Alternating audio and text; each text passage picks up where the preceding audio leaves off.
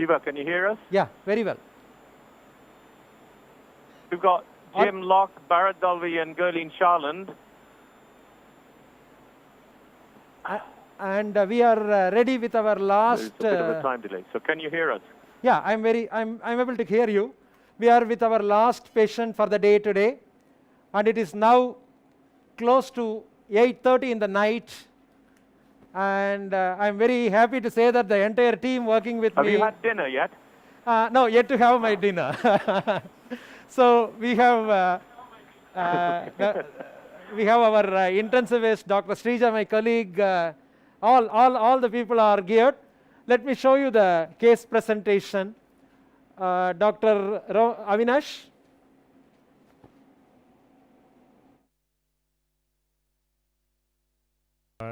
The details of case number 7, baby P. He is a 1 year 3 months old boy born by a normal vaginal delivery with an uneventful antenatal and neonatal course.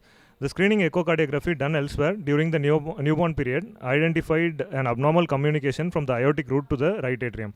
He presented to us at 15 months of age. He is asymptomatic.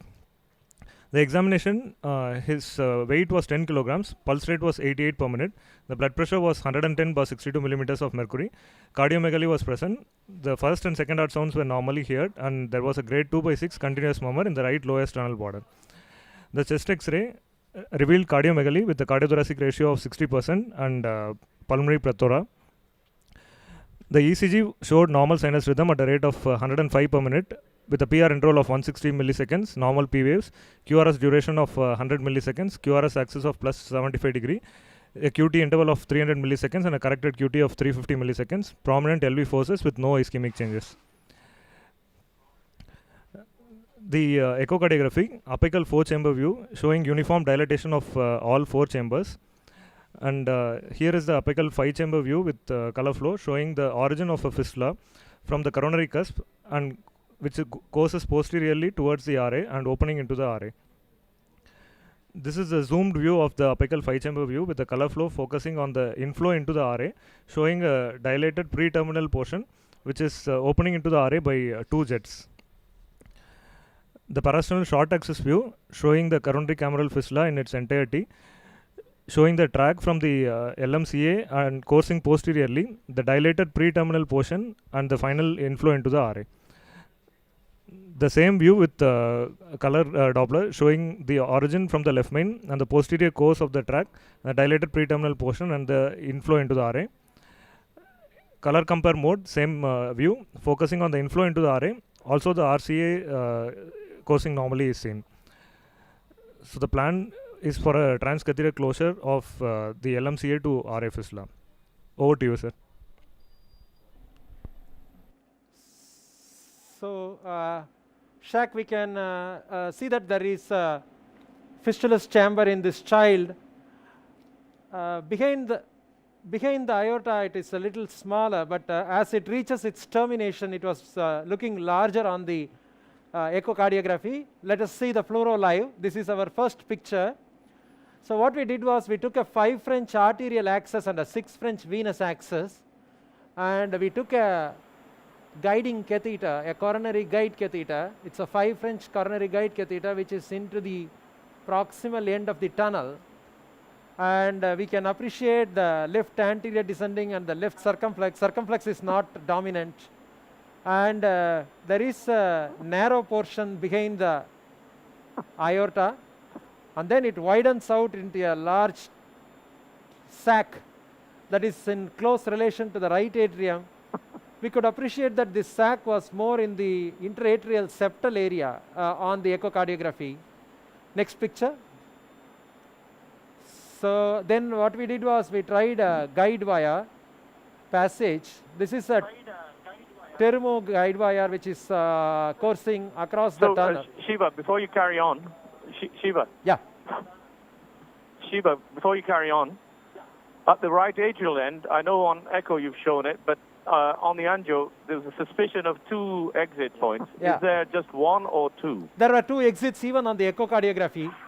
There was one sort of superior exit and one inferior right. Okay. exit. I missed that. Yeah. So we tried with a Termo wire. We could not succeed because the Termo wire did not give us support. So this is a Judkins left coronary catheter. Next. So here we tried a coronary wire, but the coronary wire did not pass through. So what we are doing is a fine cross micro catheter. You can see the small dot that is tracking it. So this is a micro catheter that keeps going with the coronary 0.014 floppy guide wire. Next. And then we allowed the guide wire to exit out into the right atrium. And then subsequently next. Then we got it snared. Next. Next. The problem about, next please. We got the snare, but actually we came out through the smaller orifice. There was possibly another orifice also. So we are now through our smaller orifice, and this is not permitting the catheter to cross through. Next picture. So what happened was the catheter that we had from the aortic end was getting stuck at the right atrial exit, but we can appreciate that there is another broader exit a little adjacent to it. Next picture. So then what we did was we advanced the same coronary guide catheter deep inside. Next. So now we realize that there is a narrow portion behind the aorta which is our target where we were going to close, but then there is a redundant sac behind. So we thought of keeping another catheter from the venous side into the sac for putting additional coils in case if there is a continued flow. So right now what we have is two catheters. So there is an arterial catheter which is going from the aorta into the tunnel, and there is a venous catheter that is within the tunnel. I can now show a small injection through the venous. What is your plan, Shiva? See, the plan will be to put in a vascular plug, a small AVP4 vascular plug in the narrow portion that is just behind the aorta, almost at the proximal end of the tunnel,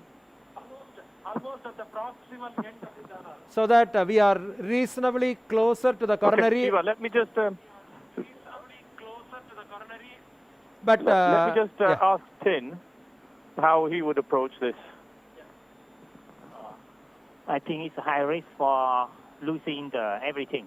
And so for me, I keep the wire and I use the little bit bigger sheet, marine sheet.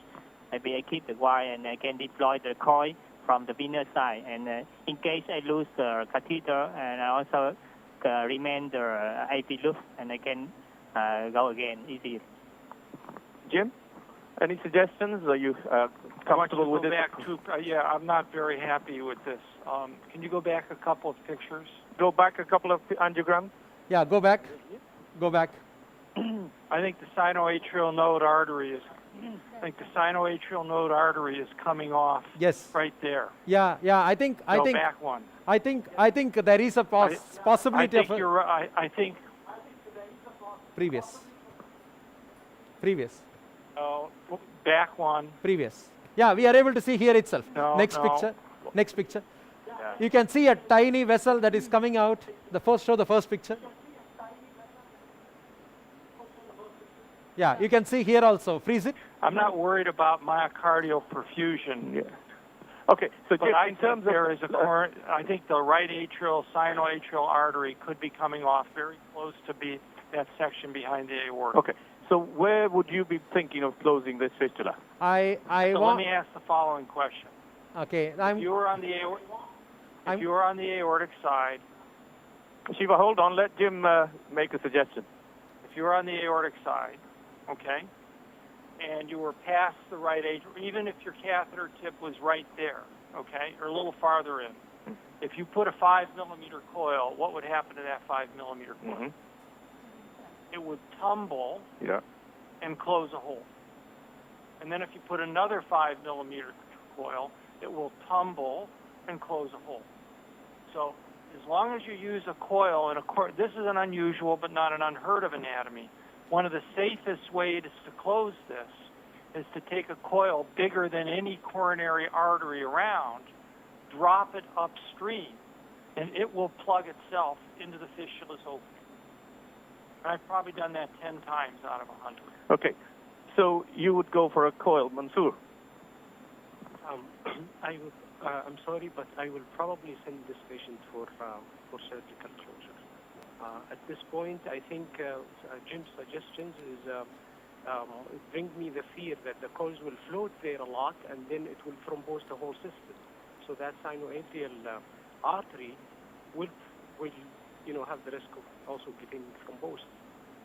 Well, I will discuss that a little bit later. I cannot find any evidence that surgical closure of one of these fistula is less likely to result in thrombotic propagation than catheter closure. So, Mansoor, I'm just curious, what on earth would possess you to send this patient for surgery? Okay, because on surgical, you will see you will see the structures, and your ligations is going to be precise. I mean, obviously now our shortcoming with catheters is that the precision is lost here. So throwing coils or putting a bigger device will jeopardize the flow of the sinoatrial artery. Is there a surgeon in the audience? Bulos or Hakan? No, they're not here. But what are you going to say? I'll come back to my concern, if you float a coil, it will go into that pouch. But I don't think that it will find that exit to block the fistula. My feeling is, if you are going from the venous side, leaving a lot of loop onto the first putting in 2 or 3 coils in the fistula sac, and then the last loop, if you can leave into the right atrium across the fistula's opening, that may be the way probably to close the fistula. I'm not sure that would certainly work. There's nothing wrong with doing it that way. I'm going to pretend to be a surgeon, and if I was a surgeon, I'd be closing this at the right atrial end, and I wouldn't fart around elsewhere, so it would be less precise than you might imagine a surgeon would do. Yeah, pass the microphone back.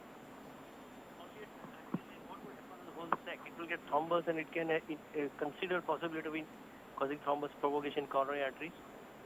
So that is closed from both sides, or? No, that is one thing that can happen. But many times you see that some of these arteries can remodel, especially in smaller kids. And we have seen that a tiny sinoatrial branch can still be maintained if you close the fistula distal to the origin of that branch. Okay, Warakan? Yes, definitely will close at the waist. I mean, before it's getting more dilated. I'll do it as Shiva said. I probably will go for AVP2 retrogradely at the waist. Mansoor? Question to Jim. You occlude the exits. Now, dynamics of this sac, pressure-wise, what is it now, and what do you expect it to be after you obliterate the exits? And will that affect the flow to that artery? So, if you see where this retrograde catheter is here, right? I think you're making a very good point. Me personally, after the holes got closed, or even before, I would fill that sac with metal, and it would be coils. And the reason I would fill that sac with metal after the fistula was closed was exactly the reason. So I'll talk about this later, but one of the late complications of coronary fistula, right, is a coronary artery rupture. And coronary artery ruptures are going to, in this circumstance, is going to follow Laplace's law just like everything else. If the pressure is high and the diameter is big, it's more likely to plug. So Shiva, my approach, just if I can add my approach to this, would be that I would put either an AVP2 or an AVP4 just beyond the circumflex origin.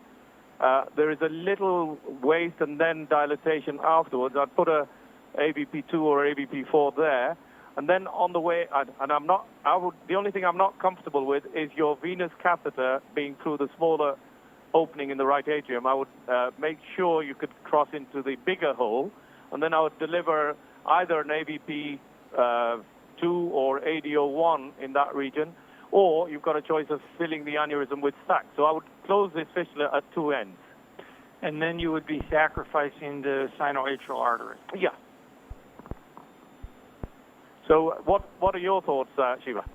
Yeah, actually, I agree that yeah, this sort of fistula can be aneurysmal dilatation of the sinoatrial artery, and the few twigs that are going towards the sinoatrial node is may get compromised.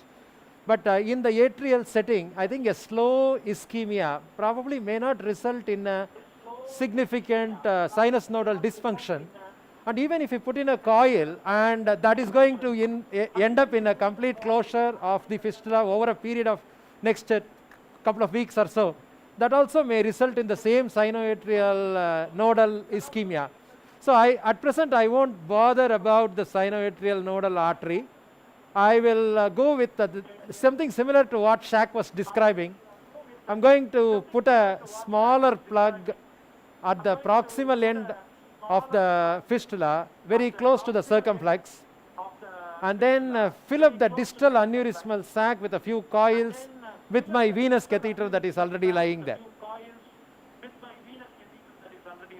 Yeah, okay. Go on, Bharat. No, if I would not have seen that artery, Shiva, I would have done what you are saying. But after having seen that artery, if this child were to develop a sick sinus, God forbid, to give him a pacemaker lifelong is not something. I'm not saying that you will still be able to salvage it, but it would not be my strategy to give up on the sinoatrial nodal artery. So where should we close? Younger child. Then where should we close? My feeling is you should close it distal to the origin of the sinoatrial nodal artery. But, right. So but then a large sac will be there. Cursor to show where the. But then a huge sac will remain. Yeah. My feeling is that you keep on filling that sac with as many coils as you can, and while coming out from the venous catheter, you plug that hole. But how will we protect the sinoatrial nodal artery? It will thrombose tomorrow. Yeah. How will a coil? Yeah. A coil is not an incomplete occlusion. Well, no? I agree with not sacrificing the. Sorry, go on. Yes, I agree with not sacrificing the sinoatrial node artery because I had a very bad experience in doing that, and I immediately, I mean, you can see changes on the ECG, and I would not agree. One thing, we do not see the exit points quite. Do you have another projection where we can see where exactly does it open, or the two openings? And then if you can pass another wire, and while you have your catheter in the smaller hole, maybe you can track another wire and can just show us the larger hole. Okay.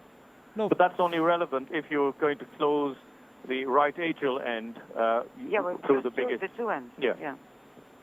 First if of it's all, going to fill the aneurysm, it doesn't matter. I am not keen on closing the right atrial end at all and leave behind a redundant sac. A sac will thrombose, and the thrombus will keep spreading. So if I have to close this fistula, I have to close it at the proximal end.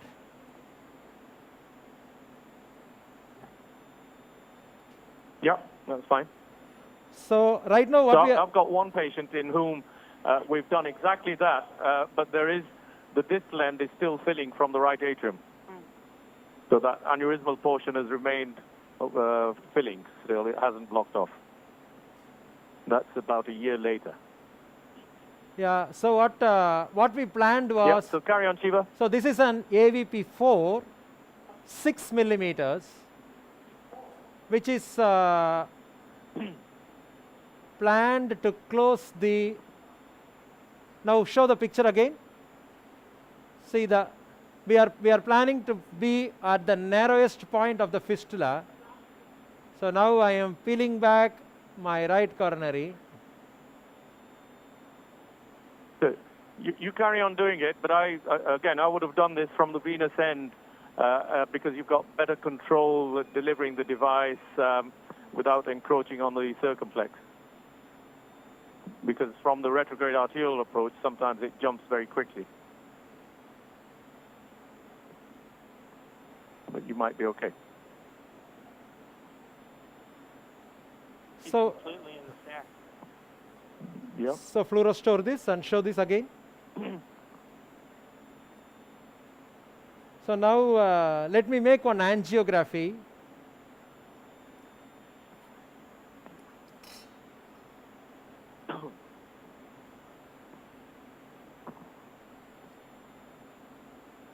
Shiva, just as a question Yep. as to why you preferred arterial delivery and not the venous delivery. See, I mentioned to you See, initially now it's that all distorted as well. I mentioned to you initially that I was not able to cross the fistula because I came out through the smaller exit orifice on the RA. I was not through the larger exit orifice. So right now, No, but you could have sent the same plug which you have sent through the arterial side, you could have sent from the venous side using the same 4 French catheter. Can I make a comment here? Yep. Yeah, Dr. Jim. I should have said this earlier because I should have said this earlier. What we just learned is that almost certainly we should have seen a right coronary picture before we did anything else. Yeah. So if you look at this injection with the plug-in, you're now seeing the right coronary film. And I could be wrong about that branch being a sinoatrial node artery, okay? If you shoot the right, most sinoatrial node arteries come from the right coronary. 55, 45? 55, 45. Was that right? No. Well, I would have just shot the right coronary here. No, that's 99%. It's 55, 45. What view? Okay. Well, it could be true. I don't know how to use those devices. I am But surprised. I do know how to read an angiogram, and I would have shot the right coronary before doing anything. And if this right atrial sinoatrial node artery came from the right, AB node is 90-10 and SA node is 55-45. At least that's what I remember. anyhow, that's Okay. Shiva, can you do an angiogram right through the coronary venous picture catheter? would have been a good thing to do here. Yeah. Yeah. So actually, Do an angiogram through the venous catheter. okay.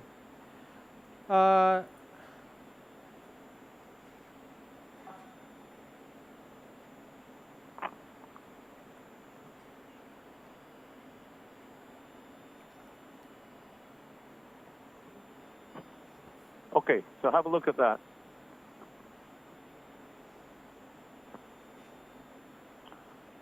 So wherever that branch was, it ain't there now, yeah? The branch is possibly and position distal. of the plug looks fine. Yeah. We have got a small redundant sac in front of the plug between the circumflex artery and the plug. But I think to come too proximal will be little riskier. I might pull out into the aorta. So I will. Well, from this retrograde approach, yes. From the retrograde approach, yes. But if you were doing it from the venous approach, then you've got much more control about locating that plug near the circumflex coronary. Yeah. But I think this retrograde approach, you won't have that control. So through the venous side, now I'm going to put in some coils. Let me make one other comment here. Yep. Yeah. So have you released this plug or not? Shall I release it now? Dr. Jim, shall I release it? Well, you can keep it there if you like. What's it doing attached now? What role is it playing? Because it's not as if it's going to embolize distally, because it can't go anywhere. So I would release it. Just a question to Shiva and Shaq and everybody, because there are two exits here, and then you're going to block one exit. And what? Hold on, sorry. Mansoor has changed his mind about that 99%. I apologize. It's 60-40. You are right, Jim. Because that is No, what it's our, on the right and that's right. That's what Give you the wire. In 1%, it comes from aneurysm and stuff. So No, I That's want different from 99%, isn't it? Warwick, and you were saying, sorry, we interrupted. Just to say that you have two exits here, and then you're going to block one, and what will you do with the next one? No, The bigger one. He's going to fill the You're going to aneurysm. fill that? yeah. That was the plan. Okay. So let me make another comment here. I'm now going to say that that's probably not the sinoatrial node artery. Why have you changed your mind? Mansoor is allowed because he made it 99 to 60. Well, I'm doing it for a functional reason, and that is that whenever you close a fistula like this, you almost invariably get ST segment changes and ischemia because the contrast carries no oxygen. Yeah. So you fill the coronary with contrast. There's no oxygen in it, and you almost invariably get ST segment changes. Yeah. And I didn't know this before he closed the fistula, but now that he's closed it and he filled it with contrast, the heart rate didn't fall. Yeah. Since the heart rate didn't fall, he's probably okay as far as, now he may get ischemia somewhere else, but the absence of a slowing heart rate, I think, I think that's very reassuring. Yeah. So that's not the SA node artery? No, I'm but guessing it's not. No, but Jim, he made the angiogram from the venous catheter. It could okay, still look be at this flowing angiogram, Bharat. Look at this angiogram. There is still something flowing, or that's just imagination? No, there is a vessel. Do a different projection. There is a vessel that is filling the sinoatrial Before he node. released it, he did a retrograde picture. I don't know where that is. But wherever it is, it's probably not. Yeah. You're probably not seeing SA node ischemia because the heart rate would fall when you do that. Yeah. At least in my... So your plug is a little bit into the aneurysm, isn't it? And the other bit is in the dilated feeding vessel. Yeah, so now I'm advancing a coil here. You might want to pull that retrograde catheter back. I'm getting a coil. That's softer. Okay. Shiva, Jim was suggesting that the aortic catheter be pulled back a little bit. He'll push it with a coil. Well, the aortic catheter is now sitting in the aortic valve. Yeah, it fell out of the left coronary. Yeah. And it's a big vessel, and that's the kind of lack of... You're holding the that's the RCA kind tightly? of catheter with dead space that produces embolic events. So now what coil have you got? It's a 8 into 5. It's a 8 centimeter. My question is that 8 centimeter long and 5 millimeter.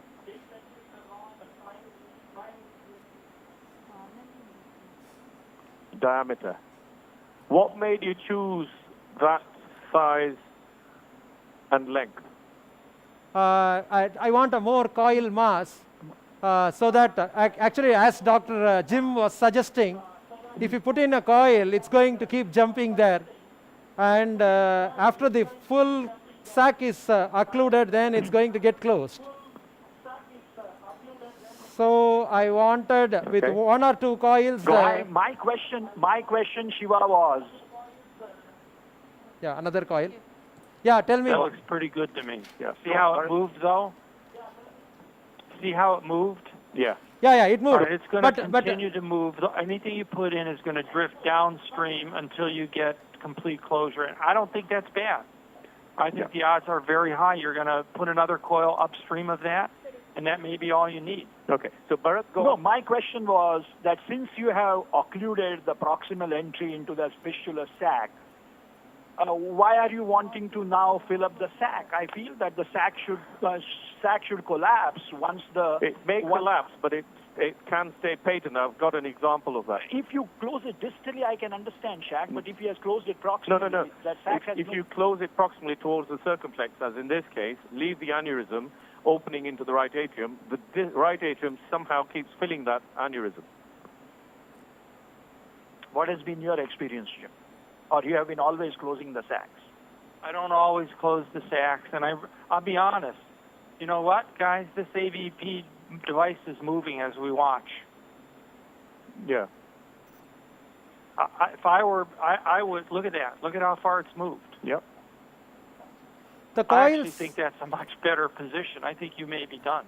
the coils will keep moving. I think you may be done. I would take a left coronary picture now. Yeah.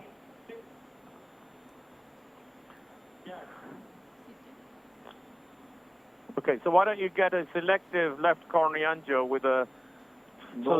as those coils drifted downstream, they dragged the distal end of the device with them. What is which I don't think is a bad thing. Is that EBU? Get the EBU? Working. Is that the EBU? Oh, yeah, flush it. So, your heparin protocol, Shiva, whilst you're doing planning the next bit? I am actually going to make, as Dr. Jim was telling, left coronary injection now. I'm going with a coronary guide catheter so that I can give a better injection. What about heparinization? What do you do? I have given 100 units per kilogram, and it is yet to be within the first 1 hour. Okay. Shiva. Yeah. When the fistula was open and when the flow was torrential, guide catheter was a good idea to opacify. But the fistula having got closed, I think even a diagnostic catheter should give you a reasonably good picture. What do you think? Yeah. Yeah, I think so. Yeah. And I think managing the diagnostic catheter is much simpler in a kid of this size rather than a guide catheter. Okay, I'll do that. So diagnostic catheter, LCA? He seems to have been persuaded. That's the boss. That's the boss.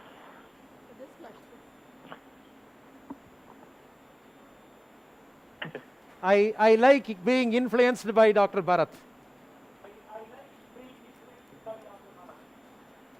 Yeah. And just whilst you keep working, but where is your venous catheter? Is it still within the aneurysmal sac or has it popped out? It has. I think it has popped out. I'm not getting a good backflow. Yeah. Okay. Yeah, I think it has come up. Looks like it. But yeah. I'm getting. Okay. What is getting? This is not left coronary. Okay, some get it.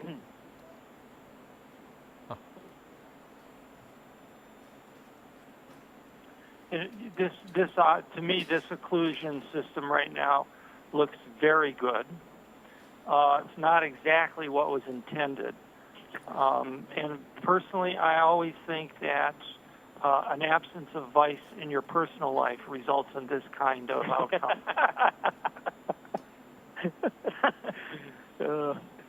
Right, Shiva, you'll have to tell your wife that. No, I'm just clean getting living. Yeah. The left coronary catheter that I had taken initially had a flaring of the tip.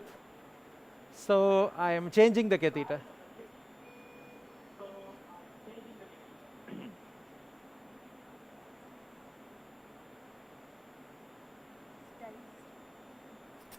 Which is contrast.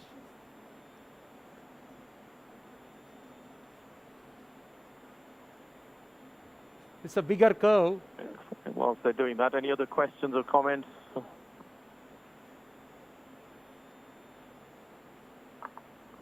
Yeah.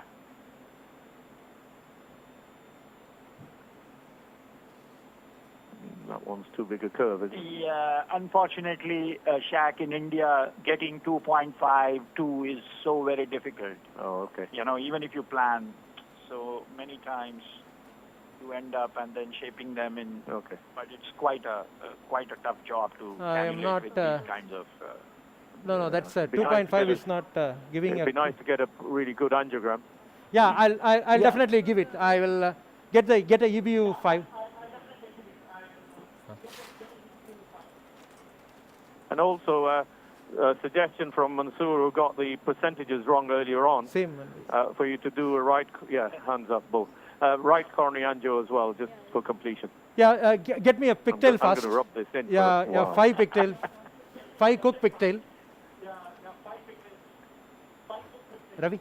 I think this looks terrific. I think it's closed. Yeah, but you're filling the right coronary. I mean, obviously you want a better picture. Yeah. Mostly for aesthetic reasons, but perhaps not clinical reasons. Yeah. It looks very good. Yeah.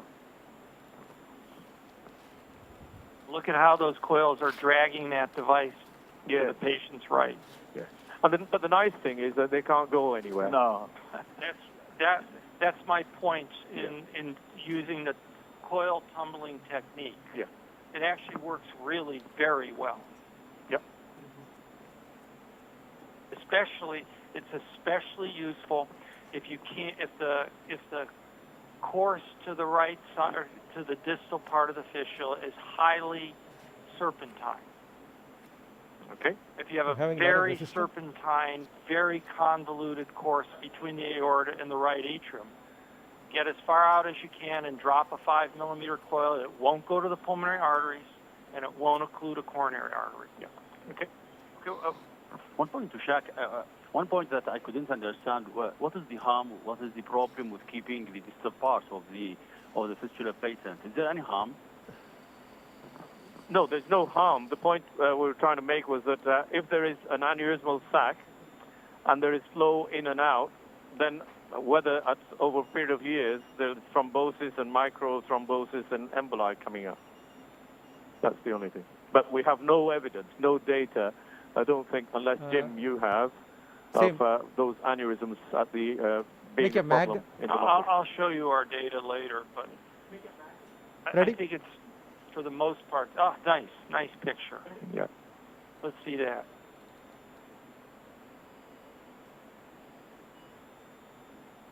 Okay, so the right coronary looks good. And so does it. So the only thing that's on the table is whether or not that branch that came off really very close to the most proximal mark of the device is open or closed. And you may or may not be able to tell with a selective picture. Get me a 5 French EBU catheter. But I think this is a good result. Yeah. Once again, clean living pays off. I'll try to give an injection with an EBU guide catheter. Speak for yourself, Shaq. What's that? I'll try extra backup guide backup. Okay. New EBU. Shiva, my this thing was rather than doing it in PA, if we do it in some angulation, at least we'll know whether there is an additional artery going anteriorly. But once you've got a selective angle, then you can do it in 2 projections, since one of the questions that is bothering everyone is whether that was truly a sinoatrial nodal artery. Dr. Bharat, so if you see a branch going posteriorly towards the sinoatrial node, I feel that is the sinoatrial nodal artery. In fact, this anatomy is described as a posterior aortico right atrial tunnel, and the reason for this particular tunnel is enlargement of the sinoatrial nodal artery itself. So it. Okay.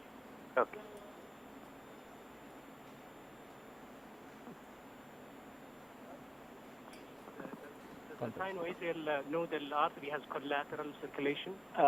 No, not to the best of my knowledge. But immediate effect, there would be a sinus node dysfunction. That is what even I would expect. The moment the artery stops flowing, there would be some. I do not know whether you can have dual supply to the sinoatrial node. I'm not sure. AV node is described. You can have dual supply, both from the right as well as from the left, but not sure about the SA nodal artery. Is Karen McCarthy in the audience at all? No. Okay. So let's remember the reason that this field stopped, the primary reason that this field stopped doing venous switch operations in transposition of the great vessels was sick sinus syndrome following mustard and setting procedures. And let's also remember that the sick sinus syndrome did not occur immediately after surgery.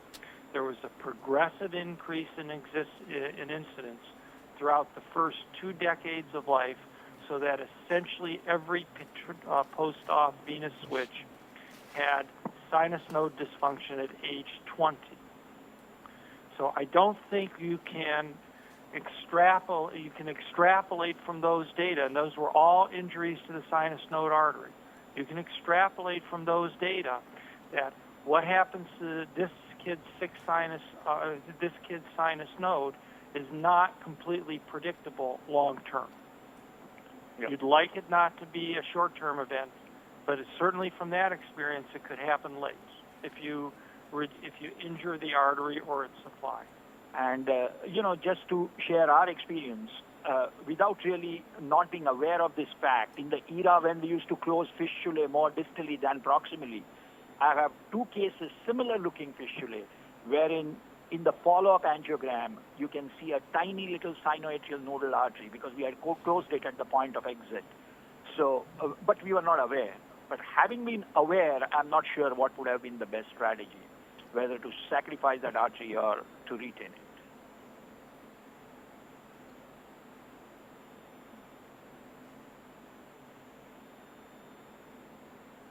It's going to require significant catheter skills to engage this left coronary with this catheter. Yeah. Unfortunately, I'm not No, having this is going to require skill. one. In which case, Mansoor, you would lose on both counts. You're in there now. Yep, you're in. Excellent. And then don't pull it out. Do another projection. Okay. Do LAO? Shiva, do another projection as well. Yeah. LAO cranial. Yeah. That's a nice picture. I don't see the vessel. And Shiva, just fluoro it for a longer time. Let's see whether there is any slow flow or anything like that distally going through.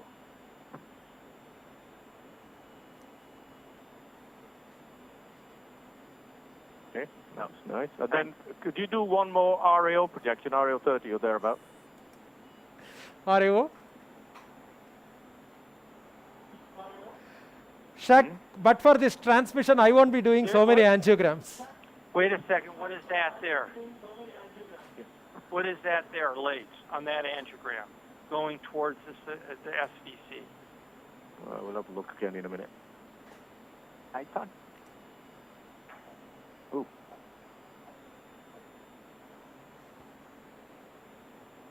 I don't see it. That's fine, Shiva. It's probably flow there. I think there is a sinus nodal branch. There's a tiny little branch. Tiny little. Yeah. Shaq, I think the child has received a lot of contrast. I think. Yeah. I will. I think so. I will let you know next year what is the sinus nodal status of this child by possibly doing a Holter. Yeah, sure.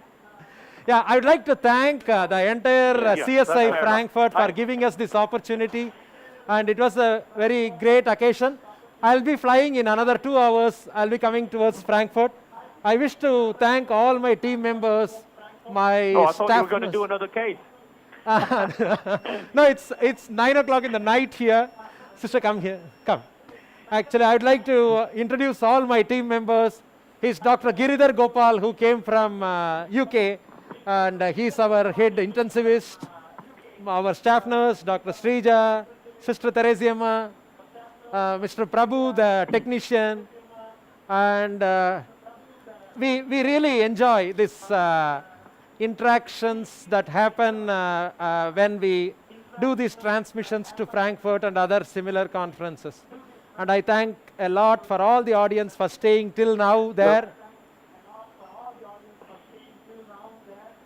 Well, it's earlier than it is for you, isn't it? And it's still afternoon And here. we must thank you, Shiva, for sharing such wonderful cases with us and for doing such a great job. Thank you so much. Thank you.